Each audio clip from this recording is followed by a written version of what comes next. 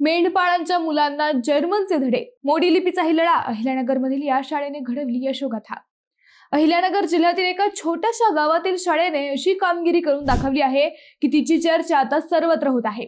मेंढपाळ समाजातील मुलांना केवळ मराठी किंवा इंग्रजीच नव्हे तर चक्क जर्मन भाषेचे धडे दिले जात आहेत.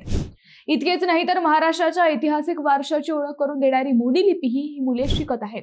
मंडळी, पारनेर तालुक्यातील धोत्रे खुर्द येथील जिल्हा परिषद प्राथमिक शाळेची ही प्रेरणादायी यशोगाथा आहे. डोंगर दऱ्यांनी वाढलेला परिसर, मर्यादित सुविधा आणि मेंढपाळ समाजाची वस्ती अशा प्रतिकूल परिस्थितीतही या शाळेने शिक्षणाचा नवा आदर्श निर्माण केलाय. मेंढपाळ कुटुंबातील अनेक मुले शिक्षणापासून दूर राहत होती. त्यांचे शिक्षण मध्येच खंडित होत होते. मात्र शिक्षकांनी गावोगावी जाऊन पालकांशी संवाद साधला, शिक्षणाचे महत्त्व पटवून दिले आणि विद्यार्थ्यांसाठी विविध उपक्रम सुरू केले.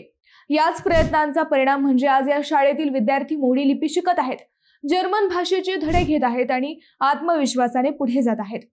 या शाळेच्या गुणवत्तेची दखल राज्यस्तरावरही घेण्यात आली आहे. मंडळी, जिद्द, योग्य मार्गदर्शन आणि शिक्षणावरील विश्वास असेल तर कोणतीही परिस्थिती प्रगतीच्या आड येऊ शकत नाही.